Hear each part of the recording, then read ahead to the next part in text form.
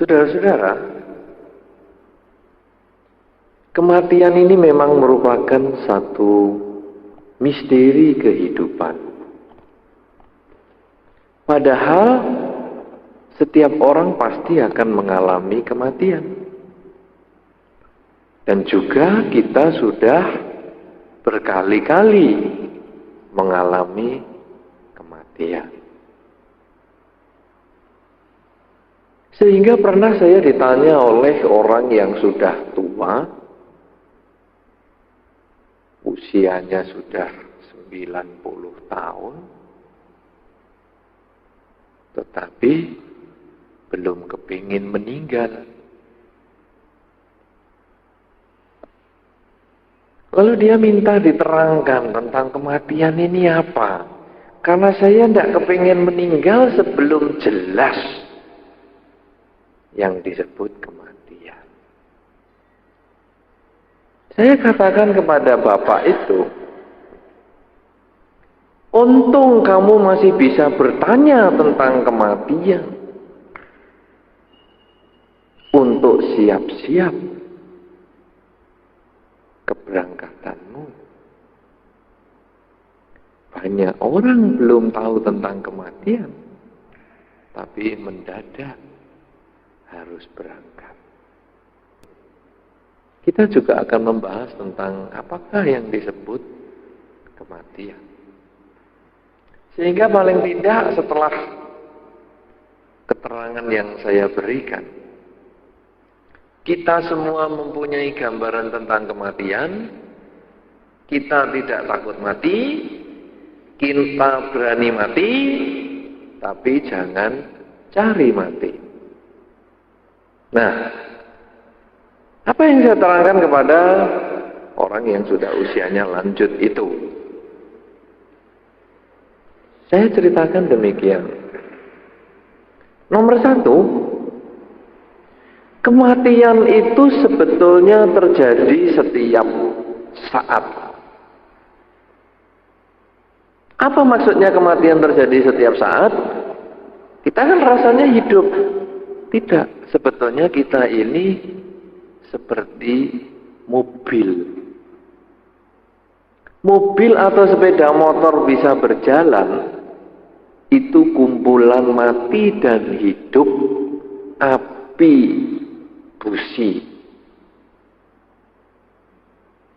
Ya toh? Anda pernah perhatikan toh busi itu ya? Itu kan hidup, mati, hidup, mati. Ketika dia mengeluarkan api, terjadi pembakaran dengan uap bahan bakarnya, muncul ledakan, muncul tenaga, dan seterusnya, dan seterusnya, dan seterusnya. Akhirnya kendaraan bisa berjalan. Mungkin bagi bapak-bapak itu sudah hal yang biasa ya toh, melihat busi yang seperti itu. Tapi mungkin bagi ibu-ibu, walaupun ini namanya busi, tapi ibu-ibu mungkin tidak kenal. Busi bukan suaminya Pak Si. Itu bukan jenis kelamin perempuan, busi itu. Itu onderdil. Nah, kita hidup ini juga sama. Yang jadi busi apa? Napas, jantung, paru-paru, itu semua busi kita. Apa buktinya?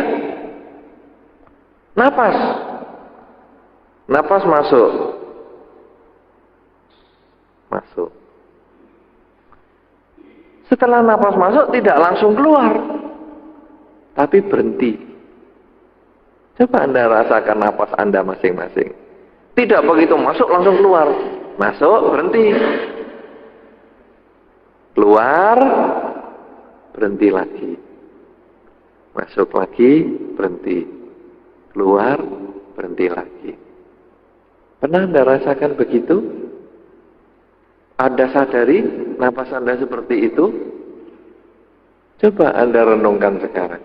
Ketika napas masuk dan berhenti, apakah itu bukan satu bentuk kematian?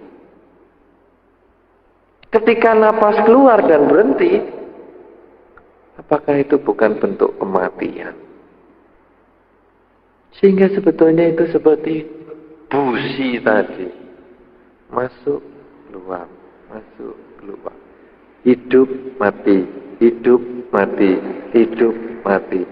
Dari kumpulan hidup, mati, hidup, mati, hidup, mati ini, Anda bisa jalan-jalan, Anda bisa kemana-mana. Itu sebetulnya kumpulan hidup, mati, hidup, mati. Demikian pula jantung Anda, paru-paru Anda mengikuti. Paru-paru Anda ketika napas dikeluarkan mengempis. Begitu mengempis, napasnya keluar, berhenti. Lalu napasnya ngembang lagi. Paru-parunya mengembang lagi. Sedot napas. Berhenti. Kempiskan lagi, berhenti. Sedot lagi, berhenti. Kembang kempis, hidup mati, hidup mati, hidup mati. Jantung kita juga begitu. Pompa jantung, berhenti. Buka jantung. Tekan, buka, tekan, buka. Makanya orang sakit jantung itu bisa buka, nggak bisa neken lagi. Neken, nggak bisa buka. Kram jantungnya. Itu sakit jantung. Jadi dipegangi dadanya begini. Dipegangi ya nggak bisa apa-apa. Jantung itu di dalam paru, di dalam tulang rusuk yang dipegangi dadanya. Tapi itulah sakit jantung. Itu kan juga hidup mati, hidup mati, hidup mati. Nah, itu yang saya terangkan pertama kepada orang tua tersebut. Nomor satu sebetulnya kita itu kumpulan hidup mati, hidup mati. Lah kematian itu hanya urusan yang lebih besar. Tapi sebetulnya sama. Loh kenapa? Anda tadi dari luar, lalu sampai di sini. Sebetulnya Anda itu mati di luar, lahir di sini. Coba ketika Anda di sini kan dicari di luar kan nggak ada. Anda mati sudahan itu di luar. Tapi sebentar lagi Anda mati di sini. Kenapa? Anda sudah tidak ada di sini, pulang ke rumah. Di rumah ketemu lagi. Loh, ini hidup lagi. Anda sendiri juga mati, hidup. Keluar, masuk, keluar, masuk. Iya toh? Di rumah Anda sekarang Anda sudah mati. Anda lahir di sini. Sebentar lagi Anda pulang ke rumah, Anda mati di sini. Lahir di rumah. Nah, apa yang disimpulkan si orang tua? Ini yang bikin saya kaget. Saya kan hanya menerangkan itu tadi. Jantung, napas, masuk, keluar, mati, hidup.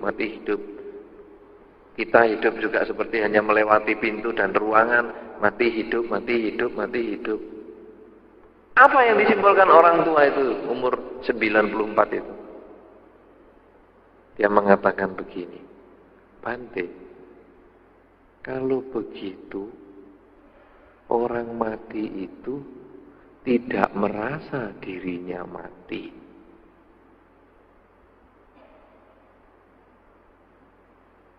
Saya katakan kepada dia, kamu luar biasa. Kenapa? Kamu mengerti inti apa yang harus disampaikan. Orang mati itu tidak merasa dirinya mati. Kenapa? Karena seperti Anda sekarang di sini, Anda tidak merasa mati di rumah. Begitu pulang rumah, Anda tidak merasa mati di sini. Sama dengan orang yang meninggal, dia sebetulnya tidak pernah merasa dirinya mati. Ini sesuatu yang luar biasa, saudara. Seumur hidup saya menerangkan kepada orang tentang kematian. Satu orang tua ini menyimpulkan dengan sangat tepat yang saya sendiri sampai kaget. Wih, sesuatu yang luar biasa. Coba saudara-saudara lihat dalam banyak kasus film misalnya. Anda sering nonton film-film orang yang mati dan lahir kembali. Hampir semua film merasa dirinya belum mati. Pernah Anda renungkan itu? Film tentang kelahiran kembali. Misalnya Sixth Sense. Seminggu dia berkumpul dengan temannya, dia tidak merasa dirinya sudah mati. Orang lain yang tahu orang itu meninggal, tapi yang meninggal tidak pernah tahu dirinya meninggal. Setelah si orang tua ini menyimpulkan demikian, saudara, dia mengatakan, sekarang saya berani mati. Ternyata mati itu nggak kroso, katanya. Ini luar biasa. Cuman sampai hari ini dia belum meninggal. Dia belum dengar dia meninggal. Tapi yang jelas dia sekarang sudah siap. Dulunya dia takut. Nanti kalau mati bagaimana? Oleh karena itu semua orang cari agama itu kenapa? Karena semua orang sebetulnya takut mati. Oleh karena itu agama berlomba-lomba cerita mati itu nanti mau kemana. Sehingga, jangan khawatir, ikut agamaku, nanti mati masuk surga. Padahal belum pernah dibuktikan mati yang dengan agama tertentu itu masuk surga. Tidak pernah ada yang bisa membuktikan. Karena kadang-kadang yang meninggal pun gak merasa. Sepertinya dia itu hanya, aku sekarang baru pergi ke rumah yang bagus, enak, happy. Dia tidak merasa dirinya mati. Nah, oleh karena itu saudara-saudara, kita ini juga sama. Kita orang yang hidup ini dikatakan di dalam Dharma, hidup tidak pasti. Sekarang Anda hidup, tapi sampai kapan Anda hidup? Tidak ada kepastian. Yang ada adalah kepastian tentang kematian. Hidup tidak pasti, kematian itu yang pasti. Kapan saja dia pasti datang. Apakah hari ini, 2 minggu lagi, sebulan lagi, setahun, 10 tahun lagi, kematian pasti datang. Tetapi kehidupan ini yang tidak pasti. Nah, saudara-saudara, kita di dalam rangka upacara-upacara peringatan kematian ini, sebetulnya kita hanya diingatkan bahwa kematian itu selalu terjadi pada siapapun yang hidup. Dan untuk menghadapi kematian, jangan pernah takut, karena kita sebetulnya tidak pernah nanti merasa kalau dirinya mati. Jangan pernah takut. Nah, tetapi kita bukan hanya siap mati karena tidak merasa, tetapi kita juga harus berpikir apa yang harus kita siapkan. Apakah yang harus kita lakukan di dalam kehidupan kita? Ketika kita masih hidup, ketika kita masih kuat seperti ini, inilah saatnya kita mengembangkan kebajikan. Kebajikan dengan ucapan, kebajikan dengan badan, dan kebajikan dengan pikiran kita. Untuk siap menghadapi kematian. Kalau kita sekarang setelah melakukan kebajikan dengan ucapan, badan, dan pikiran kita, lalu pada satu saat kita meninggal, kita melihat keluarga kita, Kita ajak omong kok diem saja. Kita lewat di depannya kok dia nggak tahu. Itu berarti kita sudah pindah alam. Itu tandanya. Anda jangan ngomel. Kamu tak panggil kok. Kamu, Anda singgol-singgol anak Anda singgol-singgol keluarga Anda. Tidak merasa mereka hanya kerosok kok ISIS. Sambil pegang tengkuknya kok ISIS. Tapi mereka tidak tahu. Lalu Anda memikirkan dia. Kenapa keluargaku nggak tahu? Padahal aku sekarang hidupnya menderita. Pikiran Anda itu jadi mimpi untuk keluarga Anda. Sehingga keluarga Anda merenung, loh, kok aku ngimpi ya tadi malam? Ngimpi si A ini kepingin jalan-jalan. Kenapa? Karena pada saat itu Anda berpikir, aku kok nggak bisa jalan-jalan sama keluargaku. Muncullah mimpi itu. Oleh karena itu saudara-saudara, ini bekal untuk kita. Karena mati itu nggak terasa. Salah satu tandanya komunikasinya putus. Anda hanya lihat orang di rumah Anda banyak.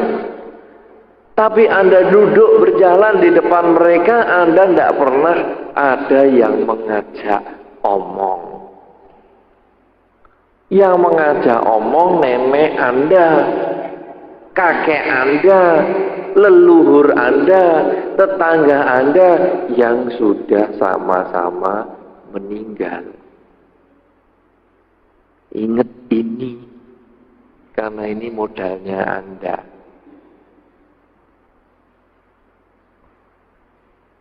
Kalau sudah begitu, apa yang harus dilakukan? Jangan protes. Makin Anda jengkel, Anda menambah karma buruk. Kenapa keluargaku nggak ngerti aku? Kenapa kamu saja omong nggak ngerti? Anda menambah karma buruk. Makin Anda menambah karma buruk, makin lama Anda tinggal di situ. Makin lama hidup Anda tinggal di alam yang tidak menyenangkan itu. Kalau demikian modalnya apa? Tenang-tenang saja. Oh, aku sudah meninggal loh ini. Ya udah. Semoga kamu berbahagia. Aku sudah meninggal, semoga kamu happy. Pancarkan pikiran positif. Ingat baik-baik karena ini mungkin nanti malam Anda ngalami.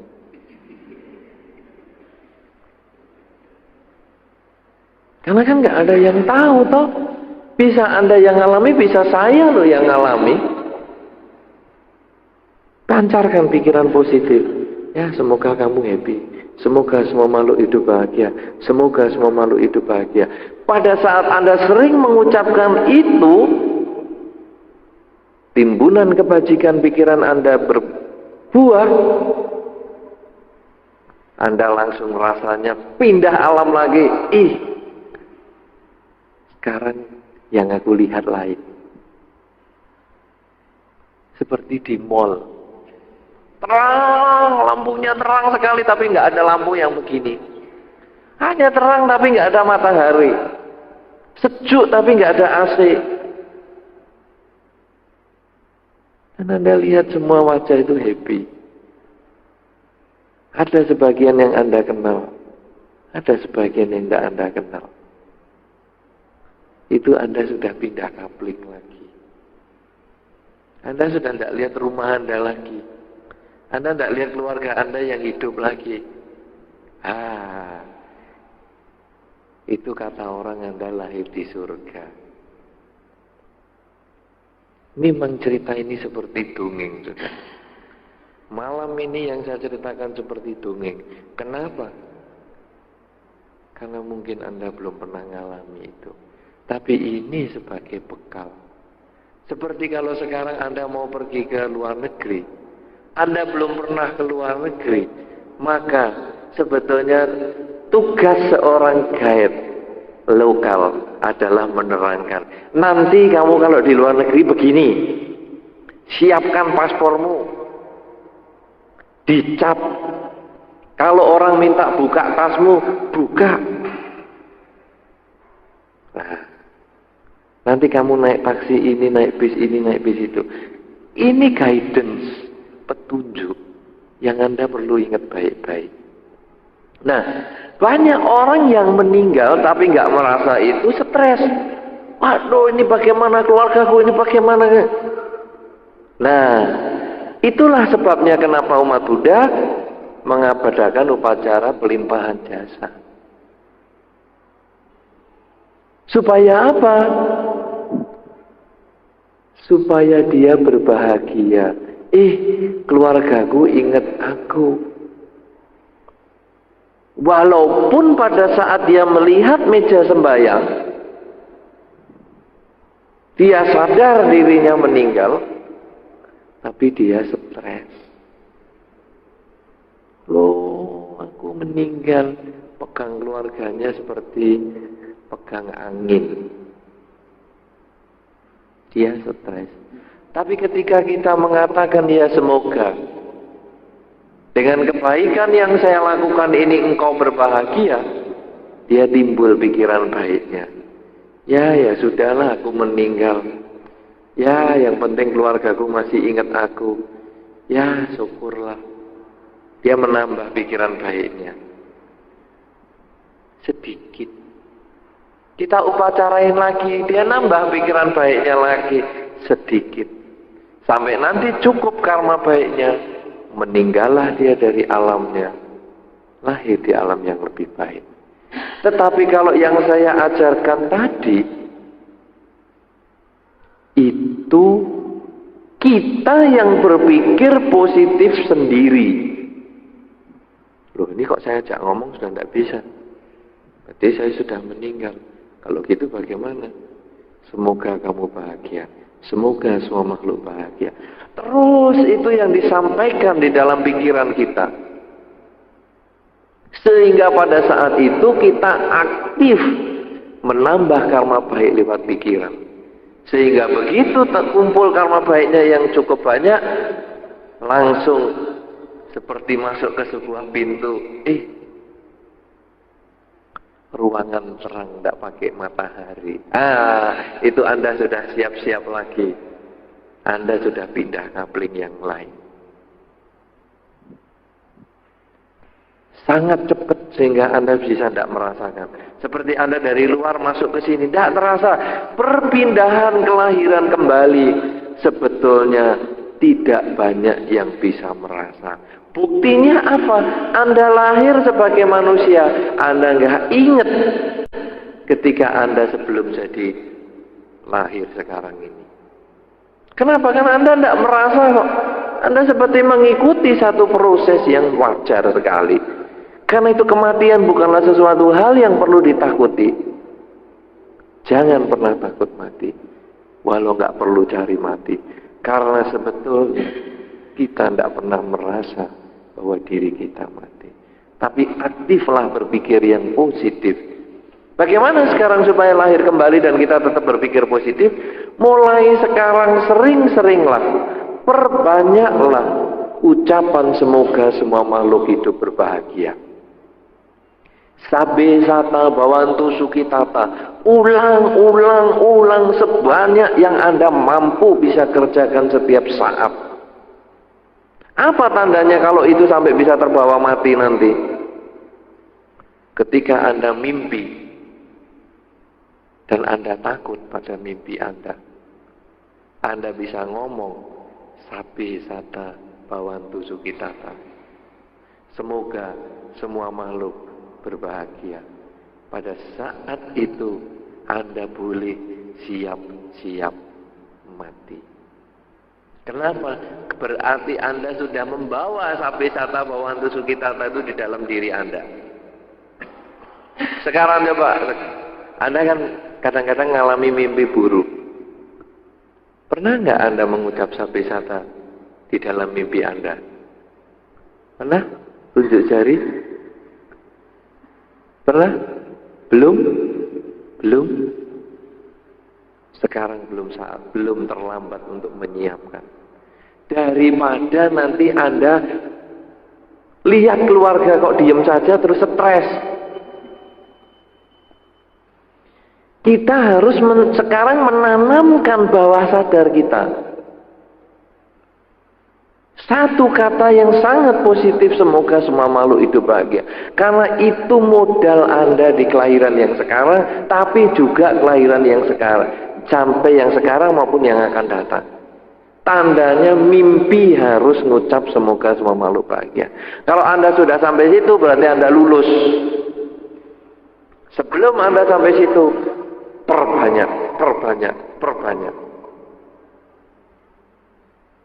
Anda ngimpi pergi ke wihara. Apa yang Anda lakukan? Pernah ngimpi pergi ke wihara? Pernah enggak segini nih? Pernah. Apa yang Anda lakukan? Sembahyang? Ngomel? Jalan-jalan? Anda kalau sudah bisa ngimpi ke wihara, termasuk sudah lumayan. Berarti Anda sudah selangkah lebih maju. Paling tidak kalau nanti Anda pindah alam, yang dicari wihara. Jadi loh, ini kok semua orang kok nggak mau diajak ngomong. Udah aku stres masuk wihara. Lumayan. Daripada ke bawah jembatan, ke pohon-pohon yang tidak karu-karuan.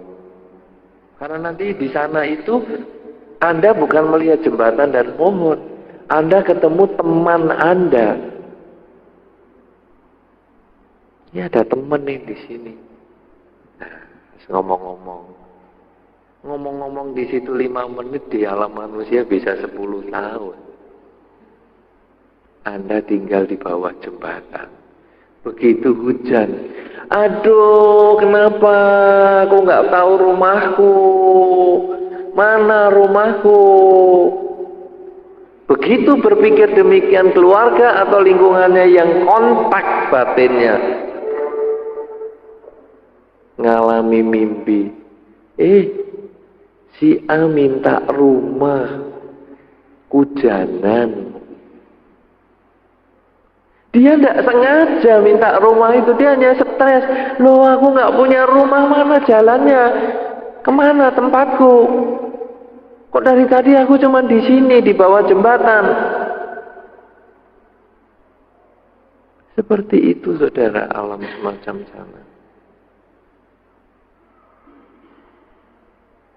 Oleh karena itu, saudara-saudara, ayo kita masukkan semoga semua makhluk hidup bahagia ke dalam pikiran kita.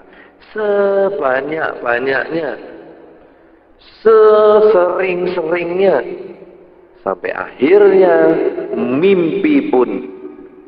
Semoga semua makhluk berbahagia. Apa Anda bisa menyebut Namo Tassa Bhagavato Arahato Samma Sambuddhassa? Juga bisa. Pokoknya ada satu mantra agama yang perlu Anda ucapkan. Sebetulnya semua agama juga mengajarkan itu. Semua ada mantranya, tapi mereka kadang tidak mengerti apa gunanya ini. Ngomong ini gunanya untuk apa? Ya kalau mau mati aja. Ya kalau mau mati ingat. Kalau pas kecelakaan. Orang kecelakaan kalau mati tahu-tahu dia seperti turun dari mobil.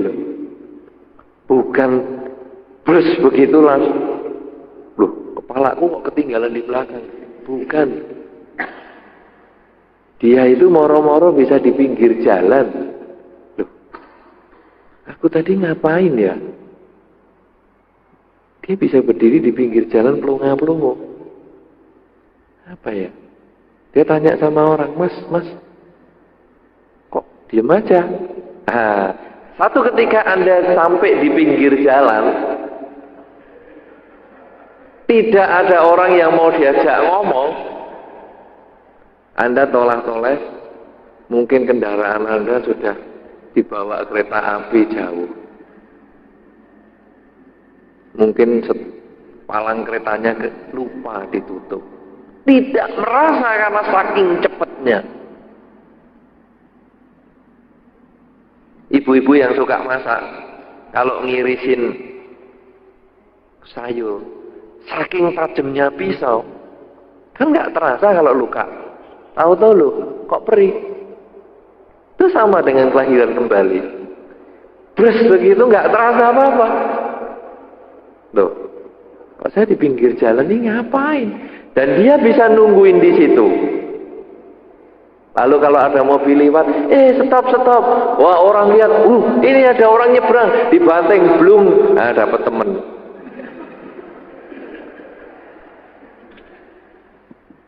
Itu. Kadang-kadang dia bukan mengganggu, dia hanya bingung. Kok aku sendirian di sini? Dia stop mobil, loh kok mobilnya ikut nyemplung, tapi dia dapat teman. Dua orang ngobrol, ayo cari teman lagi, itu. Stop lagi, cemplung lagi lah. Orang hidup mengatakan tempatnya angker. Banyak orang suka lihat ada orang nyebrang. Kayak si manis jembatan Ancol. Padahal dia sebetulnya hanya jalani sesuai maunya sendiri. Seperti orang kecelakaan, saudara, yang sungguh-sungguh kalau kecelakaan. Mungkin apa Anda pernah ada yang kecelakaan atau enggak? Terus begitu kan kayak gelap semua toh. Dalam waktu sesaat Anda bangun, loh kok di rumah sakit? Pernah Anda mengalami atau ada orang yang mengalami seperti itu kan? Dia kan nggak tahu digendong kemana-kemana. Itu sebetulnya kematian itu ya mirip-mirip gitu. Terus begitu loh. Kok saya sudah di sini ya? Nah, Anda mikiri apa sekarang? Pada waktu Anda naik mobil, misalnya baru mikiri rumah, beres begitu loh. Kok saya sudah sampai rumah? Diajak omong kok nggak ada. Ingat sabe sata bawantu sugitata, sabe sata bawantu sugitata. Oh, aku ini sudah di alam lain ini. Kalau tidak sadar dirinya sudah di alam lain, nanti seperti yang pernah saya ceritakan dulu. Di Sulawesi Tengah orang meninggal di Manado, kecelakaan, mau dibawa pulang ke Sulawesi Tengah, kita ini baru ngatur-ngatur kursinya, yang meninggal ikut ngatur kursi di situ. Semua orang lihat dia. Karena kekuatan pikirannya yang luar biasa, loh rumahku ini ada pesta apa ini? Dia ikut ngatur. Wah, orang yang ngatur kursi lari semua. Itu jenazah masih jalan dari Manado, belum nyampe tempatnya. Tapi bisa kejadian begitu. Kenapa? Karena waktu dia meninggal, dia berpikir yang di rumahnya. Karena itu saudara, di dalam Dharma selalu mengatakan, kendalikan pikiran, kuasai pikiran. Karena setiap saat kita bisa meninggal, dan pada saat pikiran kita yang terakhir apa, muncullah kita di alam itu. Maka kalau Anda mengisi hidup Anda dengan sabe sata bawantu sugitata, semoga semua makhluk hidup bahagia, beres. Loh, kok suasananya ungu, jingga-jingga enak. Lihat muka orang bersinar-sinar, badanku juga agak tembus cahaya, kayak pakai body lotion. Wah, itu alam surga Anda. Anda nanti bisa langsung ngomong, saya pengen, misalnya Anda pengen apa? Hamburger. Langsung di depan muka Anda, hamburger. Itu alam cipta. Hamburger muncul. Tapi dimakan nggak bisa. Cuman Anda ngerasain, enak ya, kenyang. Ganti donat, ganti. Kok nggak bisa? Harum donatnya, kenyang. Ganti lagi, sate, bisa. Apa saja bisa. Anti kolesterol. Loh.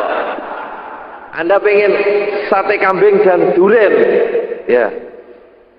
Wah, enak. Kalau Anda pegang sate kambing dan durian nggak bisa, Anda boleh sedot baik-baik, pasti anti kolesterol. Tapi kalau sate kambing dan durian ini bisa dipegang, digigit, hati-hati. Sebentar lagi Anda hanya lihat sate kambing dan durian itu tadi. Badan Anda kemana Anda sudah nggak tahu lagi. Kok ringan ya? Saya mau jalan ke sana kok. Wus, loh sudah sampai. Wus, loh. Oh, gara-gara sate kambing dan durian. Jadi kalau Anda nggak bisa pegang, aman. Silakan sebanyak-banyaknya boleh.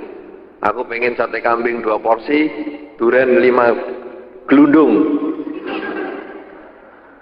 Tidak akan sakit kalau cuma disedot baunya. Kalau dimakan saya nggak tanggung, ya Pak Widya. Itu saudara, itu menuju ke alam lain. Pada saat Anda bisa sampai di alam yang ungu-ungu, happy-happy, ringan-ringan, nah Anda boleh mikir yang happy-happy. Sukanya apa di situ ada? Aku pengen tenis. Bisa kelihatan lapangan tenis. Aku pengen golf. Muncul golf. Karena memang itulah alam untuk happy. Tapi itu adalah cerita yang mungkin Anda sulit bayangkan. Tapi paling tidak itulah kenyataannya. Karena itu sekarang yang paling penting yang perlu Anda kerjakan di saat ini adalah memasukkan kata-kata semoga semua makhluk hidup bahagia, ya, sehingga Anda nanti siap setiap saat Anda putus komunikasi dengan keluarga, itulah yang Anda sebut Sabbe Sata Bhavantu Sukhitata, karena sesungguhnya Anda untuk hari-hari pertama awal-awal keberangkatan Anda tidak pernah menyadari bahwa Anda sudah meninggal. Karena itu inilah resepnya supaya Anda tahu kalau nanti sudah jalan. Nanti kalau sudah jalan cerita-cerita sama saya. Gimana Bante ini? Kok saya bingung jalannya? Ya, nanti saya kasih peta yang lebih baik lagi. Saya kira inilah yang perlu saya sampaikan untuk Anda sebagai introduksi menuju kematian. Karena kita pasti ngalami semua. Orang mau kawin seperti tadi saja pakai teknik perkawinan. Diajari toh jalannya bagaimana, namaskarannya, nanti kamu akan mengalami apa-apa-apa. Akhirnya juga ngalami. Lah apa yang saya ceritakan ini sebetulnya ya sama seperti teknik perkawinan itu. Anda saya dongengi yang ini, yang itu, supaya nanti begitu Anda ngalami, Anda sudah nggak heran lagi. Karena itu bagian dari apa yang pernah Anda mengerti. Ya, kalau sudah sampai di alam yang happy, ingat-ingat saya ya. Aduh, nih kalau nggak ada Bante yang ngomong semoga semua makhluk bahagia, saya nggak nyampe sini nih. Ayo Bante ikut, nanti dulu. Jangan aja-aja. Saya masih mau bagi-bagi ilmu, ya. Itu. Ya, saya kira demikian. Semoga dengan keterangan pada malam hari ini akan memberikan wawasan yang lebih baik, kesiapan mental yang lebih baik, mengerti dengan benar tugas kita di dalam kehidupan mengucap semoga semua makhluk berbahagia, sehingga akhirnya kebahagiaan bisa kita rasakan di dalam kehidupan ini maupun di dalam kehidupan yang selanjutnya. Semoga Anda berbahagia di dalam Dharma, semoga semua makhluk baik yang tampak maupun yang tidak tampak selalu berbahagia. Sabbe Sata Bhavantu Sukhitata.